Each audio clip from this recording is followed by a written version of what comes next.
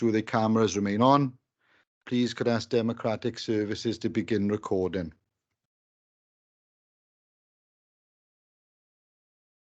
Thank you. Prynawn da. Pob croesio I cerdded heddiw. I think I pronounced it right, but please excuse me if I didn't. Good afternoon. Welcome to Corporate Support and Resources Scrutiny meeting on today, Monday, the 10th of October 2022. Please note that this meeting is being recorded and may be broadcast via the Council's Authority's internet site. The images and sound recording may also be used for training purposes within the Authority. Thank you, everyone.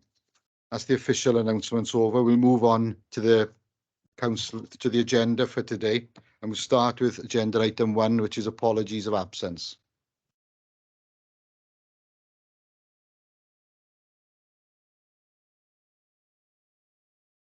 Okay, thanks, Mike.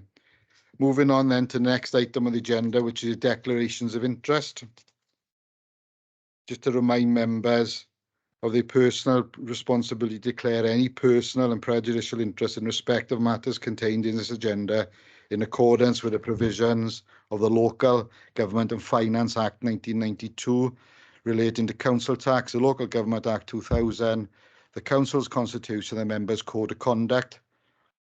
And please note from the agenda, I won't read them out, notes A and B of the report. Okay, we'll move on to the first item on the report, which is the work programme, the Forward Work Programme 2022 to 2023, pages 5 to 20, and to consider the report.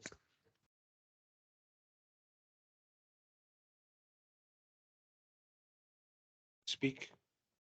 It hasn't come up. I apologise. No, it hasn't come up.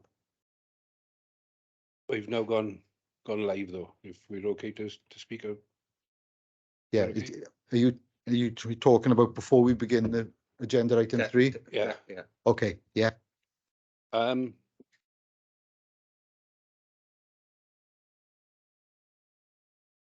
you, Chair. Not actually a declaration of interest, but we'll need to leave the meeting by 20 to 7. Thank you. Is that right? Yeah, declaration of interest around agenda item 4. I work for the local for Mr. Tidwell Leisure Trust, but I don't work within the library service, so I'll stay in the meeting. Okay, thanks both, David. I hope we're all out there by 20 to 7 this evening. Okay, we'll move. Paris has no issues with Councillor Davis with the libraries. It's just a presentation anyway, isn't it? Yeah. Okay, we'll move on to agenda item 3, which is the Forward Work Programme 2022 to 2023, pages 5 to 20 of the report.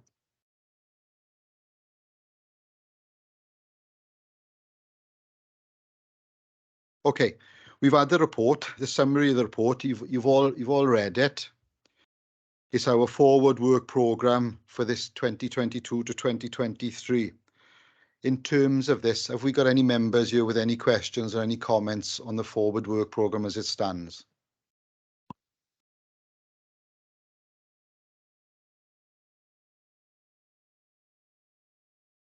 No. Okay. So in terms of the report, we'll take the report forward. We have had the Cabinet Work Programme, but what I probably would suggest is what we were keen to do as a committee was wait for the Forward Work Programme before we started adding things in. We've added in now, which is great. What I would suggest is we don't look at that tonight to add anything else in. We'll reconvene at a suitable time and pick out what we need to pick out from there and add it into the Forward Work Programme, as long as everybody's in agreement to that.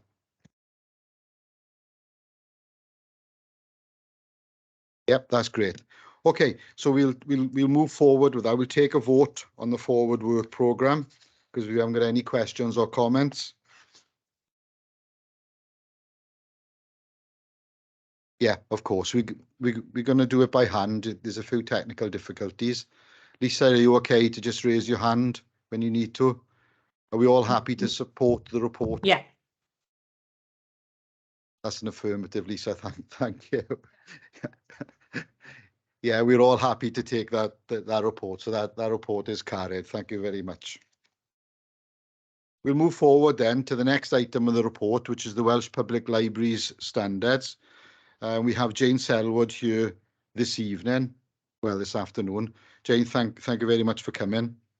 We've all had the report. Jane, I'll hand over to you to take us through. And are you okay then for if there's any questions and comments to be answered? Thank you. As most of you know, I come every year with the Welsh Public Library Standards report. Welsh Public Libraries are the way in which the Minister with responsibility for libraries is able to ascertain whether we are providing a comprehensive and efficient service under the 1964 Act. Today we've got the Welsh Libraries report from 2021 plus the submission for 21-22 before you. They are very long reports and they are following quite a different pattern than they followed in previous years, simply because of the pandemic. The actual measures have been removed, although we're still reporting on a number of similar items within it.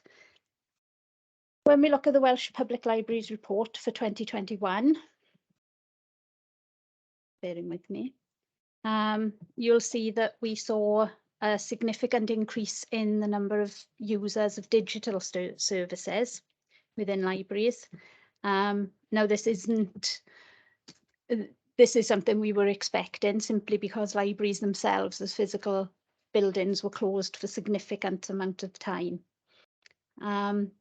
There was a dramatic decrease in footfall, physical book issues, because we just were not able to do that as a service. However, we still met all of the core entitlements in full. We've seen decreases in materials budgets simply because you cannot spend on items when there is nobody using them. It's just one of those things. But what we have seen is an increase in library membership since 2019-2020. And you'll note that Merthyr is one of only 7 authorities who've seen that increase in library membership. Much of that was in order to access digital items such as the comic books, audiobooks, magazines and various other digital elements of our service provision. We've seen decreases in our total budget and spend on Welsh language. Again, much of this is in relation to the pandemic and being unable to purchase in the volumes that we would normally be purchasing towards. We've seen much better engagement with our websites, our social media, our digital services, and we've also started now a call and collect scheme, which was hugely popular during the pandemic. We've also extended our home link service, and we've done some other digital work along developing online presences. You'll see that it references things like Harry Potter book night, which were run virtually as opposed to face-to-face. As we move forward, the priority will continue to be a focus on children, health and well-being, and bringing people back into libraries safely. We've seen massive increases. We've seen around a 27% increase over 2019 in our summer reading challenge participants, which has been really heartening because these children haven't been able to participate for 2 years. So it's a really, really good thing now to be seeing them coming back into libraries and to start reading again through the summer holidays. We know that one of the biggest influences on children's performance is around reading for pleasure. And that's what the libraries support the local authorities' RAS strategy with in particular. We do have one of the lowest levels of expenditure per 1,000 population, and that has been the case for at least 8 years that I'm aware of. We do fall within that lowest quartile. However, it's been recognised within the report that we do engage with all of our communities our libraries are still in around 88% of people are able to access a physical library, and we do have the services online as well. And that concludes really the report itself for 2021. As I say, there were no performance measures as such due to the nature of the way we were providing services. You'll have seen all of the various documents that have gone in against the return for this year. And really the role today is to accept that those documents have been formally given to Welsh Government, and for us now to be able to give Welsh Government a date that those submissions have been ratified by yourselves. And that's essentially all we've got. Happy to take any questions.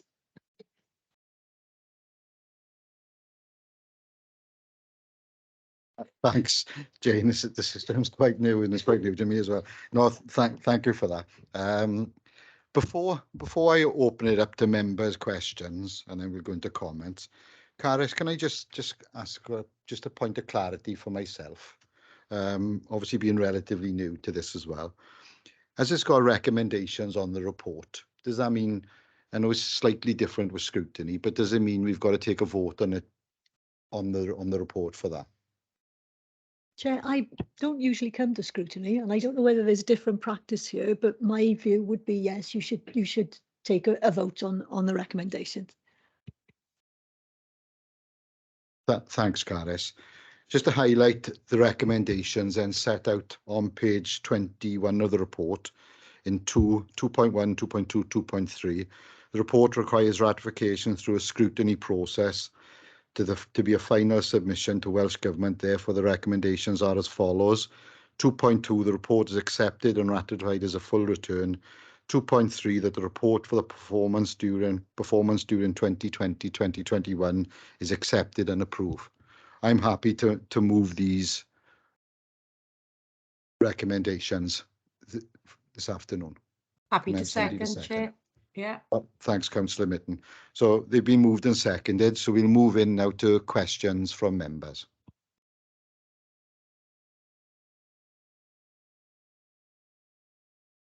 Councillor Lee Davis. Is that on? I'm colourblind. It is red, is it? Yeah, sorry, thank you. Well, hi Jane. And as Susie, I take a look at your face now. I think I'll ask you a question. How to, obviously it's a big drive for us to improve literacy and oracy within schools. Do the library service and schools link up? How?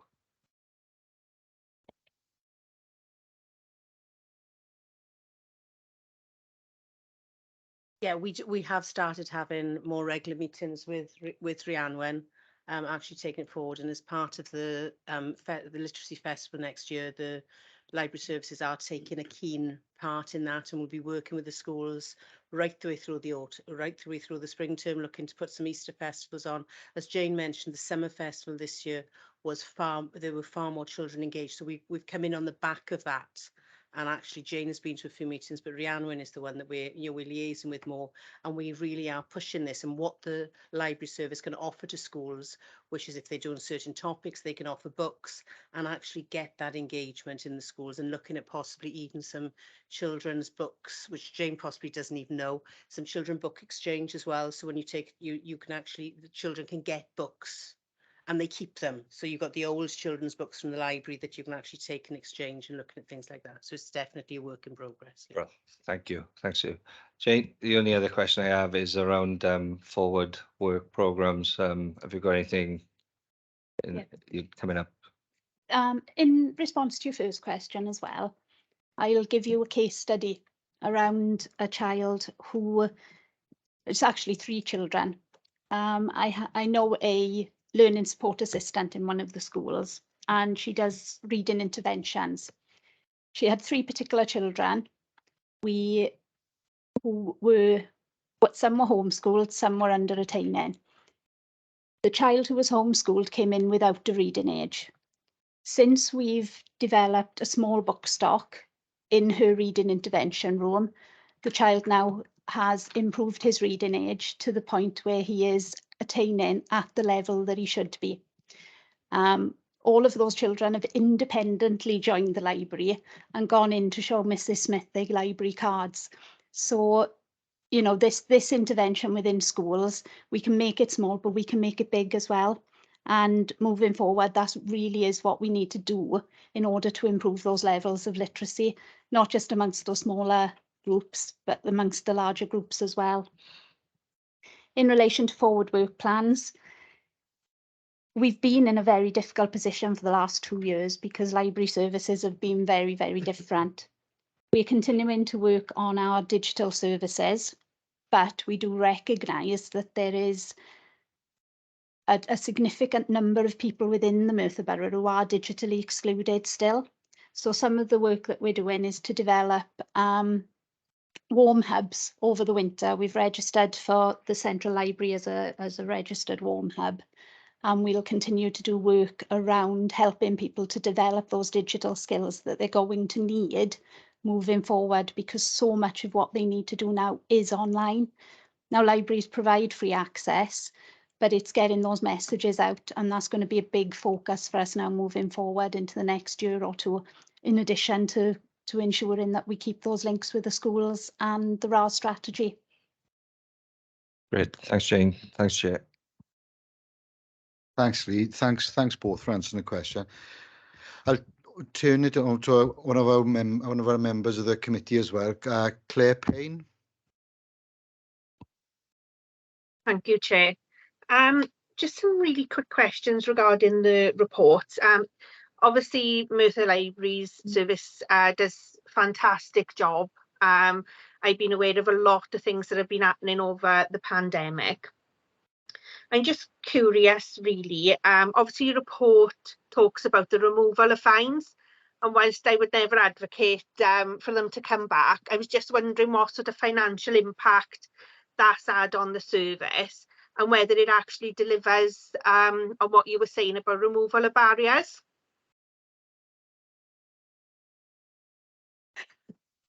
Sorry.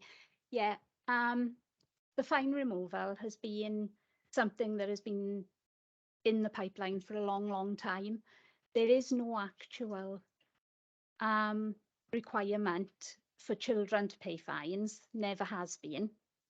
So this has been extended now to adults. And what we've noticed is that over the past 6-7 years, since we've had a computerized system, fine income has dropped significantly, simply because people are able to log on and renew their books online. We've also extended loan periods, and these things are all helping to get people reading and enjoying books again, without a significant impact on what we're taking. And as I say, removes those barriers. I don't know if you're aware, but a few years ago we did an initiative called Food for Fines, and we collected a number of items donated by people who would have normally paid fines, and gave that to the local food banks. Now, that was an initiative we began. Several other authorities took it up in Wales, but we are one of the later authorities in Wales now to be removing fines. Not sure if that answers your question fully. Thank you. Obviously, it's lovely to see in the report. Claire, Claire, sorry, Claire.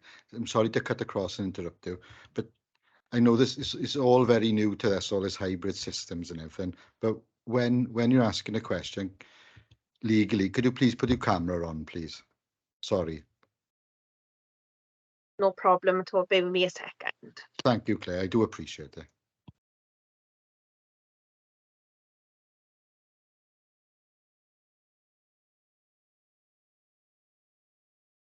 There we go. Sorry, just had to go through my settings. Obviously, it's really great to sort of see in the report as well about all the inclusive sort of options that have been available for people, and how you've reacted positively so during the pandemic as well, when a lot of services needed to sort of shut down.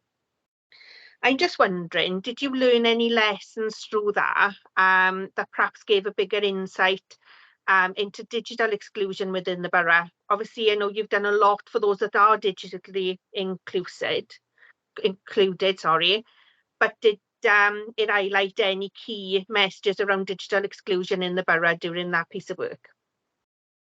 We've always been very, very aware of the issues around digital exclusion because we work with people every day. I think the big issue that we have as a library service is that we aren't just dealing with digital exclusion, we're dealing with people who have literacy issues, have additional needs that aren't being met in other services. You know, I think the bus pass issue was a massive piece of work that we did. I believe that there should be some case studies around that as well, because when the bus pass debacle, I'll call it, because it was very, very difficult for a lot of older people, happened, library services bore the brunt of that, with us issuing over, or helping people to issue over 1,000 bus passes.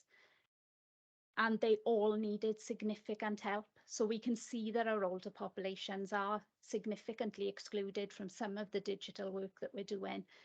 There's not a specific number of people though, because we're seeing those literacy issues that come alongside the digital exclusion in younger people. And again, that's why the focus on making sure the children are reading well when they come out of school is so very important, because that is the first step in being able to access so much of the information that is now only available digitally. It's very, very difficult if you suffer with a literacy issue to fill in an online form. We're lucky that we've got staff within our libraries who will help, but you know, we know that there are a significant number of people within our borough who need that additional help. And while we knew that the digital services were helping some people, it certainly wasn't all. Thank you. One of the things I noticed as well, and you touched upon this a little earlier, was about the increase in sort of loans through the call and collect service. Where were the sort of click and collect lockers that you refer to? Were they in the library buildings or were they elsewhere in the community? And if it's the latter, are you kind of planning to continue any of that extended service as we go back to normal? Click and collect was mainly in the library buildings, but obviously having three community centres with it and leisure centres, we were able to offer that service in other areas as well. It is something we will continue to do. It is something we will continue to offer, because I think what the pandemic highlighted is the way people engage with services now is very different. And while there are a massive number of people who just want things to go back to normal, there are also a significant number who've got quite used to doing things in different ways. So our click and collect, our home deliveries, all of those hybrid ways of working that we developed will carry on. Great, thank you. Only got one final question. I was looking at the membership statistics, and they looked sort of quite high in comparison to the population rate. I just wondered if any of your sort of current membership figures are perhaps skewed by people living outside of the borough. We will undoubtedly have people outside of the borough, because the service is open to anyone living or working within Merthyr Tydfil. And strangely enough, I know that we've got a couple of people from Cardiff and the surrounding areas who actually prefer our service. So, which is lovely. It's very nice to hear. But there will be a number of people within those membership figures that aren't Merthyr residents as such. However, they will have a link to the area, or to be perfectly honest, they simply wouldn't be coming to use us. We have a lot of children over the summer holidays who will come and stay with grandparents in the area, who will join the summer reading challenge. That type of element of things, but there is always a link to the area. Great. It was just, it looked, you know, sort of really high in comparison to the population stats. So it was only kind of curiosity out of a question. But in terms of the membership then, when somebody becomes a member, is that a lifelong membership, or do you have any sort of procedures in place where if a member hasn't engaged with you for X number of years, for instance, do you remove them from the membership register? We have always kept a sort of lifelong membership for people, because what we found traditionally is that, for example, a child would join at 11 or 12, they'll come for a couple of years, and then we may not see them until they bring in their own children. There'll be that lull, so they are able then to just still use us as a service. But what you'll find as well is that with the memberships, a lot of people will use those digital services as opposed to actual physical library services. You know, sort of online homework clubs, all of those sorts of things that they can get access to. The membership does need a bit of a cull, because we were one of the last authorities to actually become computerized. So there is a piece of work to be done around dropping off some of the older members, but I don't think it'll significantly affect the numbers of members that we have. Okay, thank you. Thank you, Claire. Is that the end of your questions, Claire? Yes, thank you, Chair. No, thank you very much. Thanks, Jane. Have we got any more questions from anybody else? Okay, we'll open it up then to comments. Any comments? Okay, nobody's indicated a comment. I just want to comment very, very quickly before we finish this item. Jane, thanks for bringing to the attention of the digital exclusion with the elderly and the literacy issues with the younger element in society. I think it's really, really important what we need to do as an authority and how we look at these things going forward. As part of the Scrutiny Work Forward work programme, we've got on a work programme about customer service, the one-stop shop, and how we interact and engage with customers.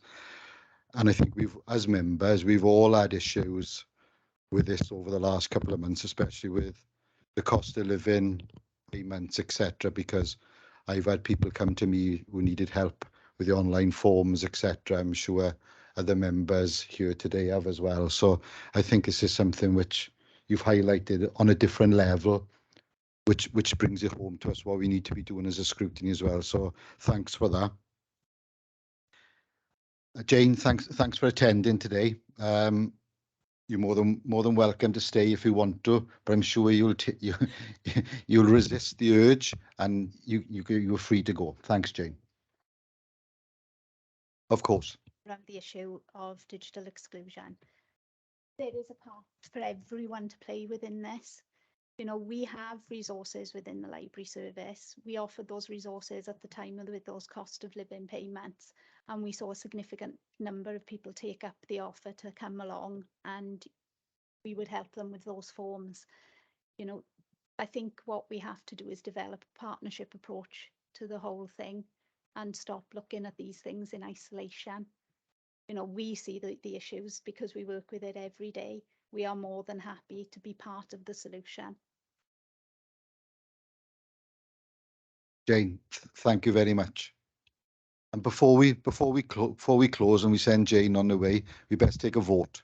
Is that what you were trying to tell me, Careth? Okay, we'll take a vote on there. Can you all indicate if you're happy to support? Please show your hands. Thank you very much. That's carried. Thank Jane. You are free to go. Thank you.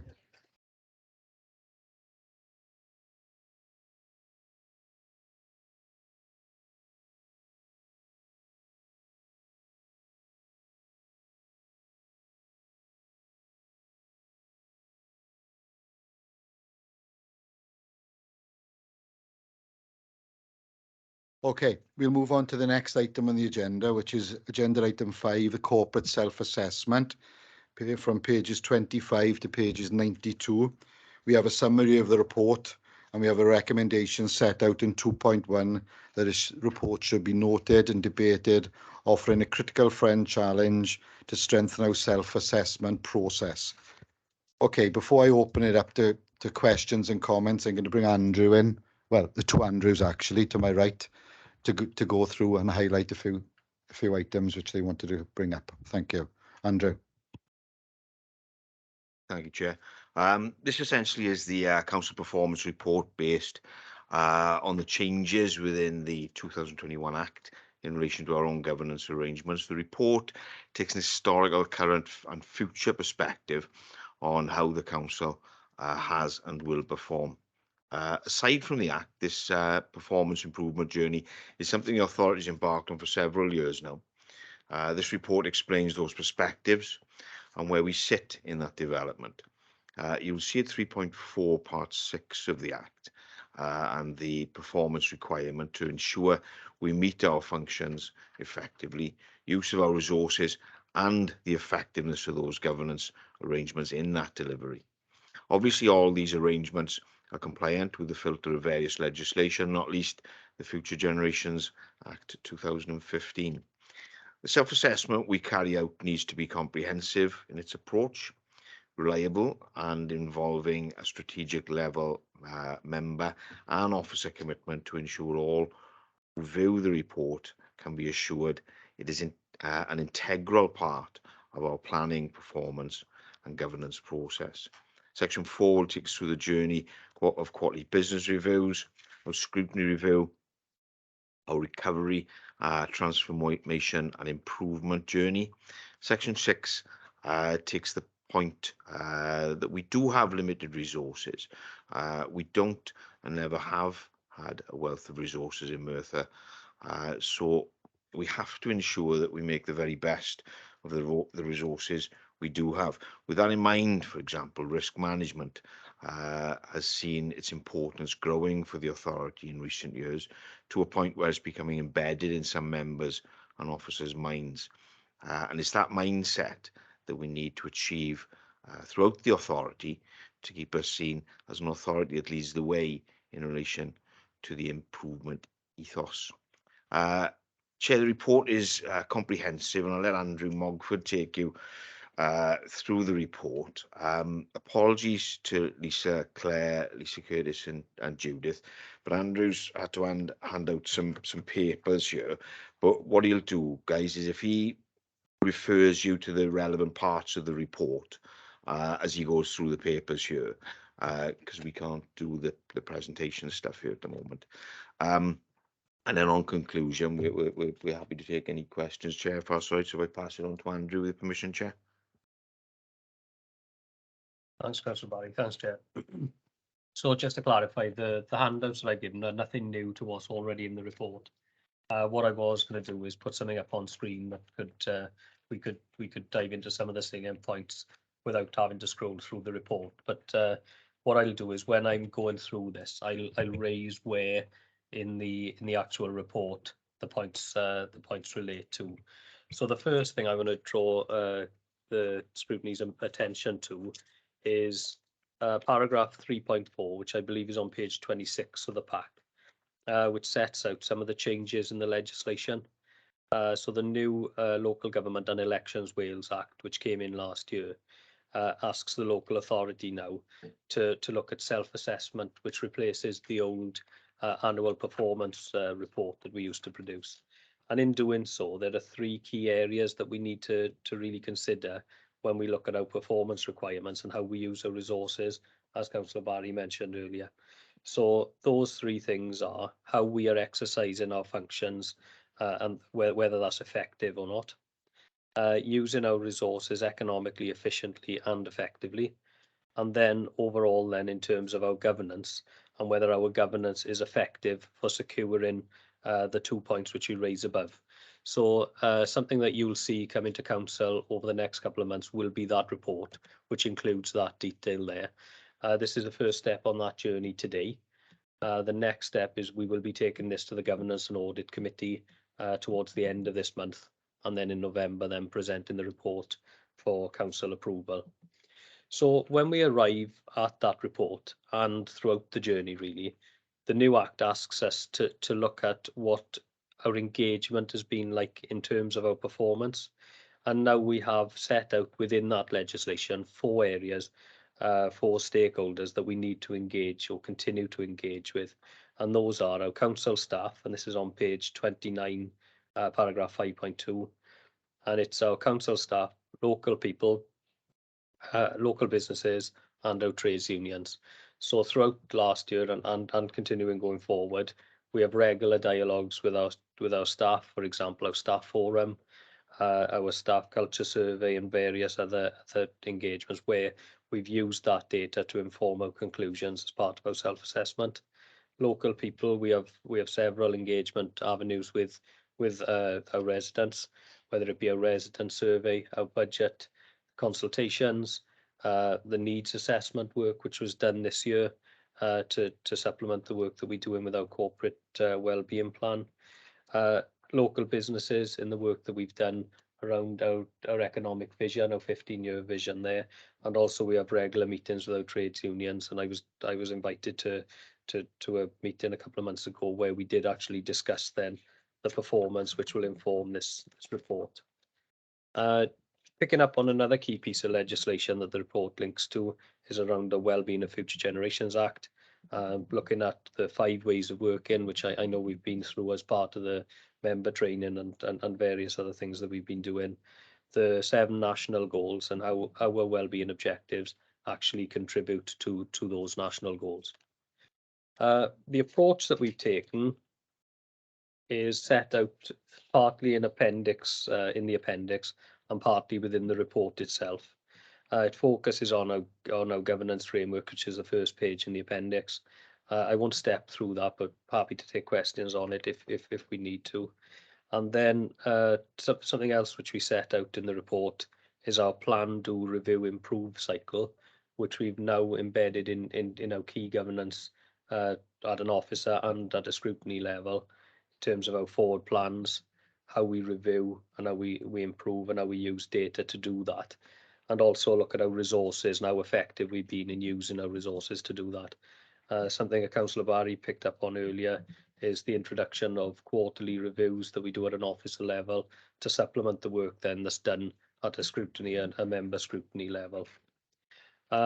So in addition to that, we've got some of the boards that will have come to various scrutinies and governance audit committees in the past. For example, our budget board, our commercial board, consultation and engagement, risk management, as we picked up earlier, the work that we've done around capacity and capacity exercises. I believe it was the audit committee, when it was the audit committee picked up SPOD, single points of dependency, which we've worked on, and some of the key things which we include in our corporate plan, like our operating model and our core values, all of which feed into our governance and how we govern to improve our performance, really, and how we use our resources to do that. So I'm just going to pick up on some points which are included again within the appendices set out within the report.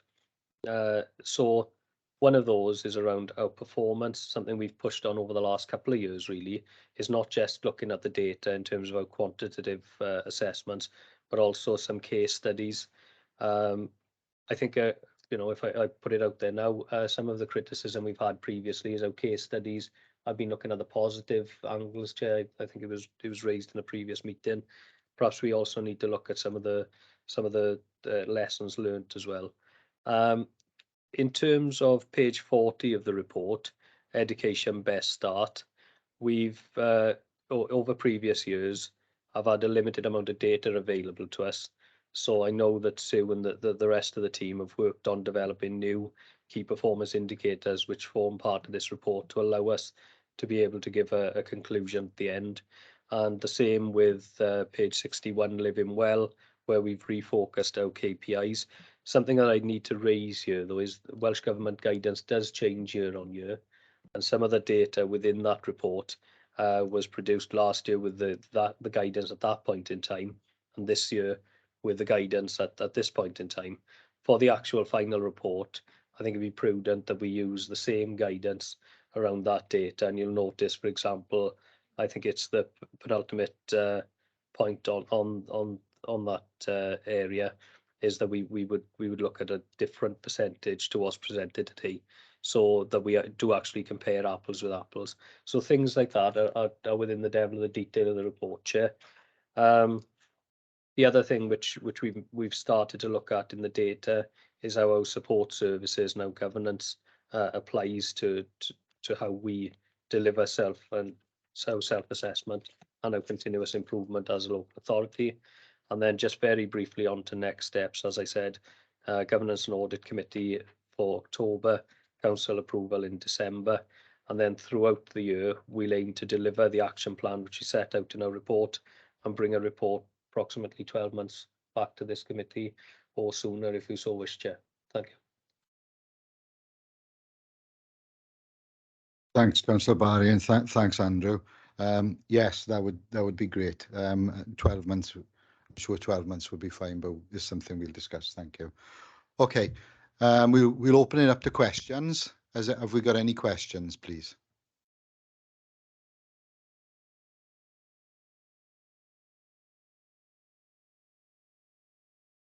Councillor Mitten? Chair, I do apologise. I had to take a call in the middle of that. Are we on questions? Sorry. Yes, we are. Oh, cheers. Okay, thank you. Right, bear with me while I just take my hand down. Sorry, my phone is going. I do apologise. And go to my notes. Right, okay, where are my notes? I've lost them. Okay, I have lost them. I got it. So sorry, guys. Right, it was just really an observation on 6.2. I guess this is for Andrew Mogford. Apologies, Andrew. Yeah, 6.2. So as far as developing the corporate wellbeing plan, how is that looking, and when are we likely to have sight of the draft corporate wellbeing plan? Sorry if I missed that when I was taking that call earlier, in case you've already said it, and secondly, just on, I think it was 6.11. Obviously, historically, I was involved in QBRs as we used to do them, and then QPIRs. And I was just wondering, you know, something that we agreed as former leader and cabinet member and with the chief executive and yourself, was we would just evaluate and review how effective they were, you know, because something that we didn't want to do is have them as sort of too much of a regurgitation and too heavy on the workload of our senior officers as well. So I just wondered where, you know, how we stand with them, and how are they still working in line with us, our corporate vision and this self-assessment moving forward. Okay, thanks very much, Councillor. If I take the first one on the corporate plan, that's linked to this report and the fact that this self-assessment now will feed into that development along with other things around the corporate plan. So going into next calendar year, we should have a draft of that plan then ready for approval. In terms of our QPIRs, that is something we will review. We've now done a full circuit really through all our frontline and support services in terms of our quarterly performance reviews. It is obviously a key element to our governance in terms of performance and how we move forward. Having looked at how that's done over other local authorities and some benchmarking work, I think it's key that it's not just performance, it's looked at in the context of everything else. So, for example, risk and qualitative data or qualitative information that's coming through, as well as the performance element. So in terms of a review, we're actually in that position where we can review our process now. We have been through that one cycle, like I say, and how we can strengthen that or change that to best suit. So as part of the work going forward and feeding into next year's self-assessment, that's something that we'll continue to do. Great. Okay. Thank you, Anne. Thank you, Chair. Thank you. Thanks, Councillor Mitten. Councillor Louise Minette-Vaux. Oh, yes, thank you, Chair. It's just in relation to the feedback from staff, Andrew, because we've got 1,483 staff, but then when you look on page, I think it's 68, the annual staff culture survey, you've only had 285 responses. So I was just wondering going forward, like, what are we learning from that? Why are we getting lower responses? Because I know it says like 39 questions. Is that something that can be shortened or made a bit more engaging? Thank you. Thank you, Councillor. I don't know, I'll just start with that and then I'll hand over to my colleague, Hannah Brown, who will probably pick up the detail. But the way it fits into this, Councillor, is that all of the views would obviously then be used as part of our conclusion on how we use our resources, whether that, well, using that feedback really, whatever has come through from those questions. How we can better engage, I think, is something we could look at. And again, using that feedback in how we do so. So that's how it fits into the overall picture. So in summary, it helps with our conclusion, how we use that information then to better our service and obviously provide a sound working environment for our staff to be able to deliver those frontline services. And I don't know if you want to come in there. Yeah, it is something that we have looked at in terms of the number of people that responded to the culture survey. At the time, we did extend the time period to try to encourage more staff to complete it. But I think in terms of reviewing it, we will certainly look at reviewing the length of the questions and the accessibility of the questions as well. So it was an online form and a paper version. But I think we had quite a low response rate in terms of paper versions coming back. So that's something that we're going to look at for next year's. And can I just add something there? Is that okay? Yes. The other thing to add is as well is I think it's really important that our staff feel like they're part of the decision-making process and that they're seeing results. So I think it's very important that we feed back and respond to their comments as well. So they actually feel that what they're feeding back is going to make a difference then in the way we run the organisation. Thanks, Chair. Thanks, Kerry. Thanks, Hannah. Thanks, Andrew. Louise, any further questions? Of course. Yeah, thank you for that. It's just only on page 78, I was just querying, is there some data missing from the graphic on page 78? I think the answer choices are just missing. That was all.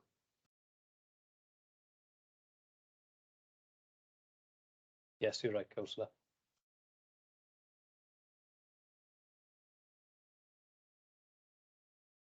Okay. Yeah, thanks. We'll move then to Claire Payne. Thank you. Obviously, it is a sort of a lengthy report, and I'm just wondering, rather than kind of scrolling through the different sections, whether or not it would be possible, and please tell me if it's not or it's too much sort of work to bring them together. But it'd be really lovely to see the correlation between like the local authority's assessment of itself against what the sort of public have said. So it'll identify where there's perhaps any disparity between the two viewpoints. And obviously with sort of self-assessment, it's always about that continuous improvement, picking up where there are differences and obviously bridging that gap. So I'm just wondering, I know it doesn't fit neatly, with the sort of the public feedback against some of the areas you've looked at under the self-assessment, but perhaps something for the future. When planning those kind of consultations and surveys, to be able to sort of reference the two things together and compare. Thank you, Claire. It's a really good question. Councillor Barry, or is it Andrew's going to come in to answer? Thank you, Claire. Your point well made. It is comprehensive, but that's the nature of the report, unfortunately. What we are planning on doing is having workshops through the year now to sort of break that up and make it a little bit more digestible. So we'll be able to sort of, I don't know whether it be through scrutiny we do that. Yeah. And we will break it down, and we will cover all points you've covered there. Thanks, Andrew. Claire, have we got any more questions? Not at the moment, thank you. Thank you, Claire. Any more questions? Okay, I have a couple of questions. Well, 8. Some are shorter than others. You please to know. I'll take you through page 35 of the report. It's got a sickness in previous month. Does this refer to the number of days or the number of staff?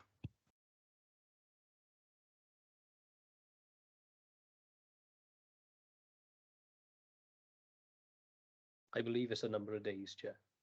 I just double check with Hannah.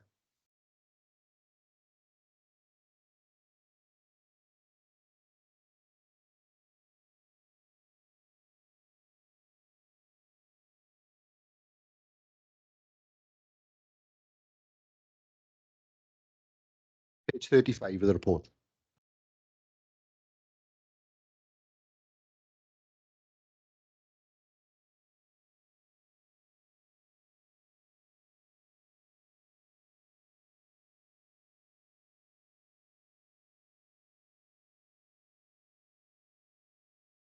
Yeah, number of days. That's great. Thanks, Anna. It's slightly different then, so I'm not sure if the pages I'm going to highlight are the pages at the bottom of the main report, pages 35. So sorry, Hannah, if it's different ones. On page 41 of the report, the rate of fixed term exclusions for primary schools has risen by almost 100, which is quite alarming. Do we know why this is the case and what we're doing to reduce this figure going forward? Chair, I think what we found is the impact of the pandemic with the children and the behaviour coming back has actually has caused the rise in this figures. It is a cause for concern for the department and actually for moving forward for social services as well, because a number of these become known to children's services. There is a clear plan of action to address this, which sits underneath this plan. We've actually identified it as part of our own self-assessments, as you can imagine, looking at figures like this. So there is work being undertaken with schools to actually mitigate the number of exclusions and that schools are actually undertaking. So it is a key piece of work for the department this year.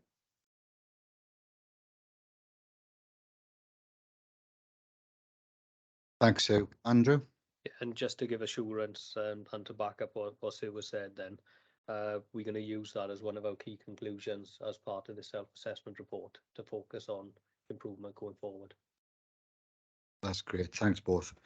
On page 41 of the report, the best start theme, there are no targets for any of the KPIs. Could somebody answer why there aren't any targets, please? We haven't done them yet, Chair. They will be done. Thank you, Sue. Thanks for the honesty. Do you know any sort of timescale? We're working on them at the moment. So if you actually look at, if we look at sort of percentage of persistent absenteeism in primary schools, which actually has come down, and when Andrew shared this, I did challenge Andrew on it because I didn't think it had come down last year.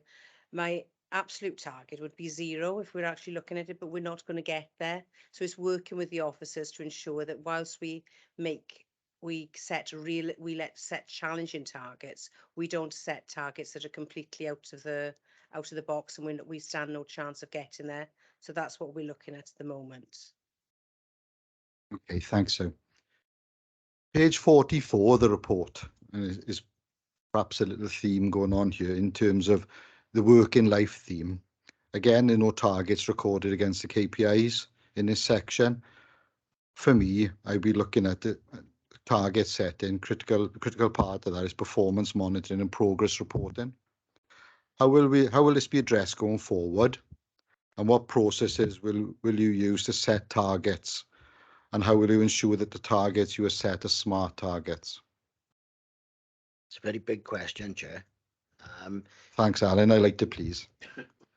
It's the same as so we're currently reviewing all the KPIs and the targets, and obviously from an economic development economy perspective, we need to be very smart, as you rightly said, in actually looking at the right targets, because obviously the economic turn down which we're going to come in now will need some very corrective action, or as much corrective action as we can actually take. So within the next 2 to 3 weeks, we'll be in a position to be able to advise. Alan, that's great. Thanks very much. Page 46 of the report. In terms of business births and deaths, do we know how many jobs this equates to? We don't, unfortunately. That information doesn't exist. Okay, thanks, Alan. Because in terms of business births, they may have increased, but our employment rate may have gone down depending on the scale of the business births and deaths. Like, for example, we could have quite a few businesses opening, but we could have larger businesses closing where more jobs would be lost. Is there any sort of way we look at that, Al? The only way we directly look at that is associated with the business births that we're actually involved in developing and facilitating. So where we have a direct input or direct contact or direct support, that is something we do actually measure. But on a wider economy perspective, it's very difficult to collect all that data in its entirety, Chair. Okay, thanks, Alan. Moving on to page 55 of the report, I can see that we have a KPI in place for measuring carbon emissions for local authority buildings. How do we plan on recording the carbon emissions across the county borough? And how are we going to work with our key partners to reach net zero by 2030, which is what the Environmental Agency is committed to? I think that's an even bigger question than you posed to Alan. In terms of how we record our data, we are required by Welsh Government to record it for the council's land and buildings, not the county borough as a whole. So we don't currently have anything in place to record it for that. In terms of working towards net zero with partners, we are currently finalising a net zero plan for the authority. And within that plan, there are a number of sections detailing actions that we will be carrying out in terms of our actions then to record how we're taking forward our net zero ambitions to contribute to the overall Welsh Government target for the public sector. Great, thanks, Judith. In terms of you currently finalising, have we got any sort of timescales with regards to that? Yeah, we're hoping to bring that report to Council January or February. Okay, thanks, Judith. Councillor Barry? Yeah, we're recording, our contribution towards net zero, and I think it's difficult to try and gauge what that net zero journey is, because we don't know what it looks like. The public aren't sure what it looks like. I don't know what it looks like. I'm sure other members don't know what it looks like. So when we see figures like this contributing to something that we can't really visualize, it makes it difficult to appreciate where we are on this journey. And it's something I've sort of tasked Judith and the senior officers with, is to look at what that journey actually looks like for the residents of Merthyr, Chair. And then these figures become somewhat meaningful in terms of what that contribution to the whole is. But until we have that big picture for Merthyr, then it's difficult to really appreciate what we're talking about when we see these various figures. Thanks, Judith. Thanks, Andrew. I've got another question, last two questions, actually. On page 67 of the report, on the last KPI, at the bottom, the data has dropped from 94.3 to 17.9, which is quite an alarming drop. Can somebody answer why this figure has dropped so significantly, please? Okay. If I start with that, if I can, Chair, and then if Lisa wants to come in after. So what happened there is, in the first column on the left-hand side, specific guidance was given for that year on how we calculate that particular PI. And then the guidance changed with Welsh Government the year after. Because our figures are so small, that has a big impact on our percentage. So what we're proposing for the report, the final report going forward, especially as you picked it up now today, is the fact that we use the same guidance across the both metrics so that we can actually compare, and to put the figure right for today, Chair, that 94, if we applied the percentages and the guidance from the other year, it would be 14.3, not 94. Thanks, Andrew. Lisa, do you want anything to add to that, or has Andrew covered it? No, I think Andrew's covered it. I think the only thing I would say is that the guidance and sort of the PIs have changed quite considerably for social services over the last 18 months, and they've changed again in the last 6 months. So we're updating all the metrics on the sort of WICA system. So there are going to be some changes and challenges for us having that sort of data comparison in previous years, but we'll try and do it within the same guidance, so at least you can see the comparative data moving forward. Thanks, both. My last question is on concerning page 68 of the report. This relates to Appendix 7, which is the feedback from the staff survey. And number 8 reads, employees are clear on our strategic direction. 46% positive responses. Highest responses were, I understand how my role contributes to the council fulfilling its visions and objectives. It's quite concerning that not even half of the workforce understand the purpose of their role and how this links to the council vision. Now that we've identified this, can you tell us what we're going to do as a councillor to address this issue? Okay, if I come in there, Chair. So, as Hannah alluded to earlier, we've been doing a lot of work in terms of staff engagement. So we've set up a number of new channels. So we've got Managers Network instigated. We've had a couple of meetings with them, which tackles not only our strategic direction, but actually asking them the issues of the day in terms of how we address them as collectively as an organisation. Obviously, we're looking at trying to get further understanding and in-depth engagement with the staff. Myself and corporate management team, myself and we're trying to get out and about much more in terms of engaging with services. Myself and Alan have been doing a tour, or we've got out to some of the frontline services, engage with actual frontline staff. We went to see the waste services, spoke with them in terms of how they see their roles and thanking them for the work they've done through the pandemic. So this set of results is obviously backward looking, but we're hoping by continual engagement and making sure we've got the right channels through to our staff, such as a staff forum, for example, where we give our staff a voice, very much as Kerry alluded to earlier. There's a mantra at the moment, make sure you include us in decision making and treat us like adults. We're hoping that as we go through and keep plugging away at this, staff engagement is not an easy thing and we won't get it right overnight. But if we keep plugging away and make sure we are engaging, that these results will change over time. Obviously, from a performance management perspective, the one-to-one regime we're in our second full iteration of that for a second year cycle. So in terms of staff knowing where they sit within the organisation and what our journey is looking like, we're hoping that these figures now will significantly change when we go out to the staff survey again. Of course, Anna, yes.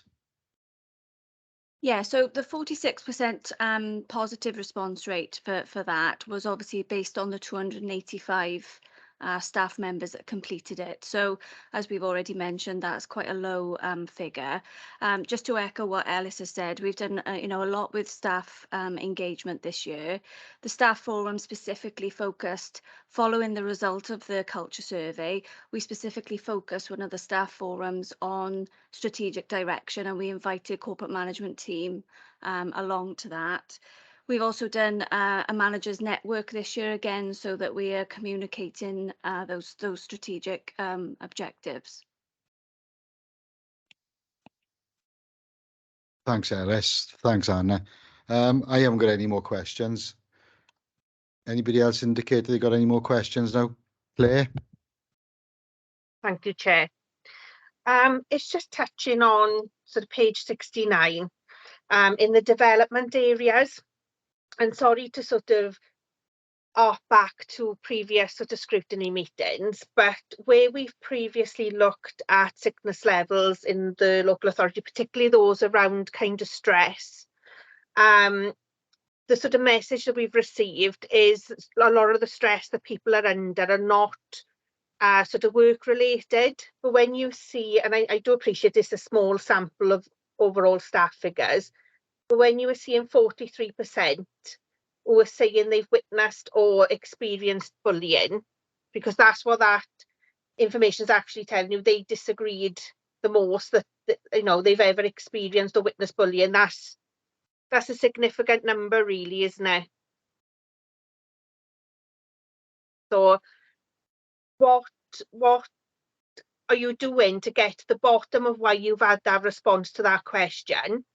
And are you still confident that some of your absences around stress are not related to things going on in the workplace?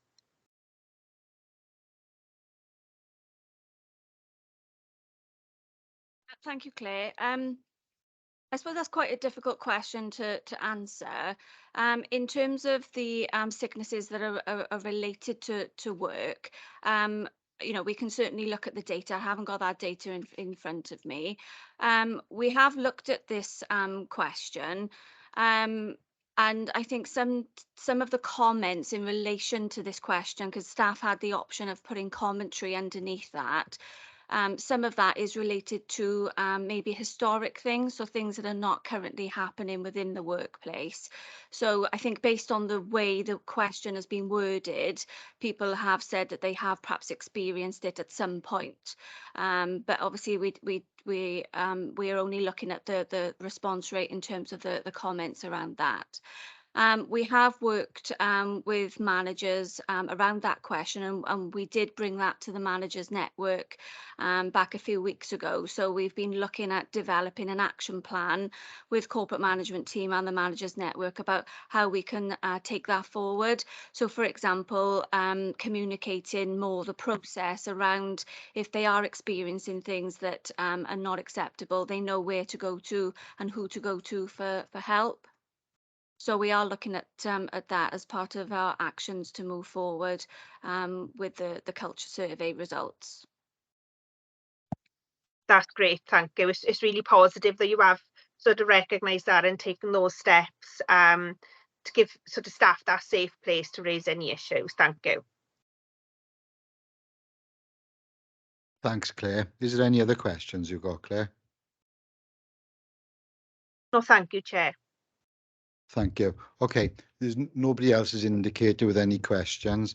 Have any members got any comments to make on the report? Nope, that's great. Can I thank Andrew? Thanks for bringing the report today. Andrew, for presenting the report as well to Andrews. Officers, thank you very much for your time today. I'm sure you don't want to stay for the rest of the meeting. No? Okay. Caris, I just for clarity then before you go, I'm not taking a vote on this because it's just said to be noted. Thank you.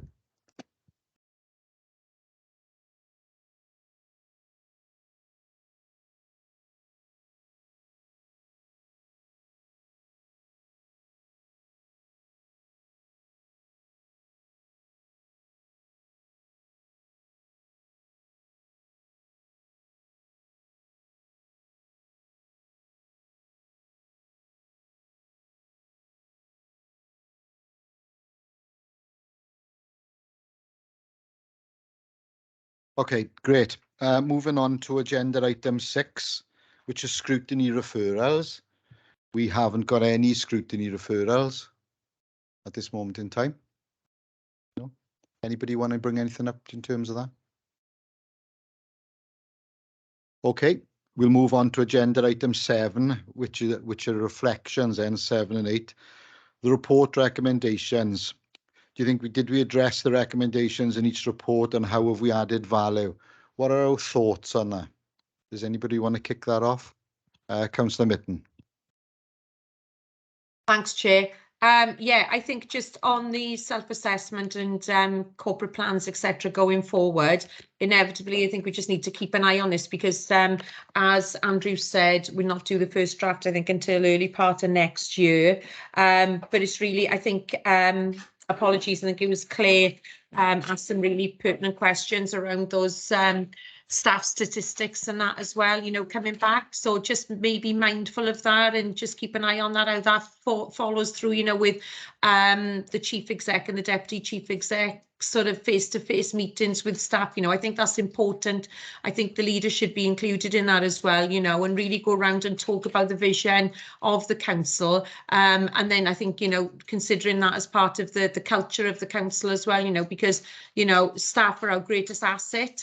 And, you know, we really need them to be in a really good position as far as where we're at and understanding where we're going, because also, you know, a majority of our staff live in the borough as well. Thanks, Councillor Mitten. Claire? Thank you, Chair. I wouldn't be too hard on sort of an high level of staff not understanding where their role fits.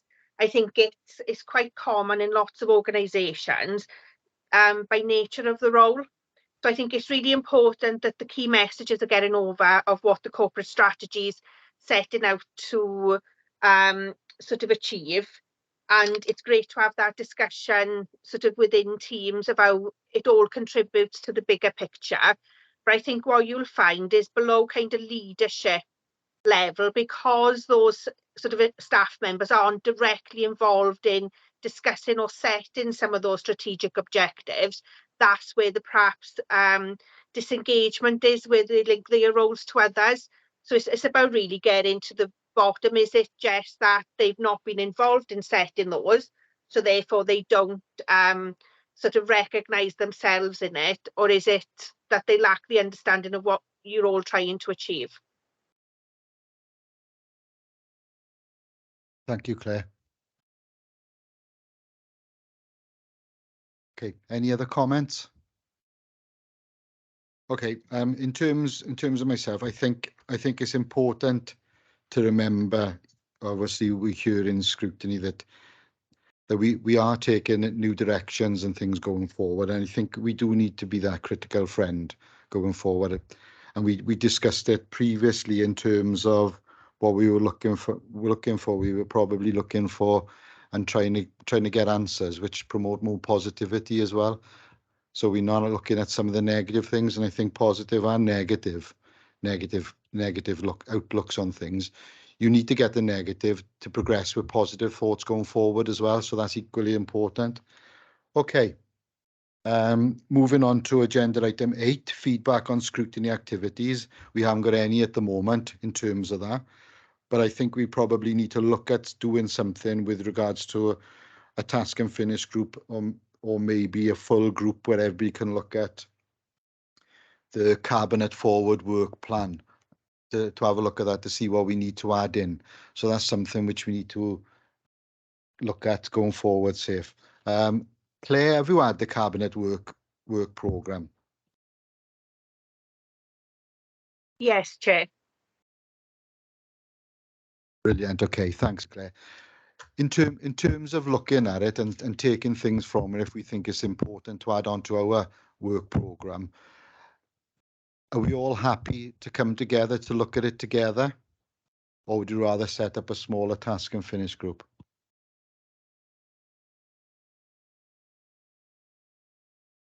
Happy to do Together? it collectively, yeah. Yep, great. Okay, no, that's great. So if we say if we can put something together for that, would that be okay? Safe, great, thanks, Safe. That's really appreciated. Okay, moving on to agenda item 9, which is the risk policy strategic update and feedback from the workshop.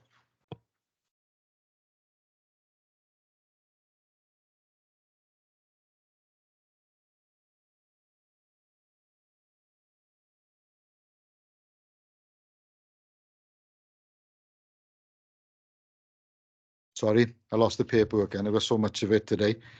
Okay, have we got any questions or comments on that? I'll take them both together.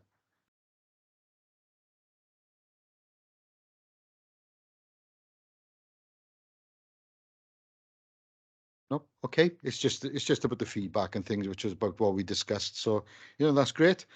Moving on to the next item on the agenda then, which is agenda item 10, any other business deemed urgent by the chair. I have none. Anybody else got anything to add? Members, Claire? No, thank you, Chair. Brilliant. Okay. Thank you all very much for your attendance today. Thanks for the questions and thanks for the comments, and have a lovely evening, everybody. Thanks, Chair.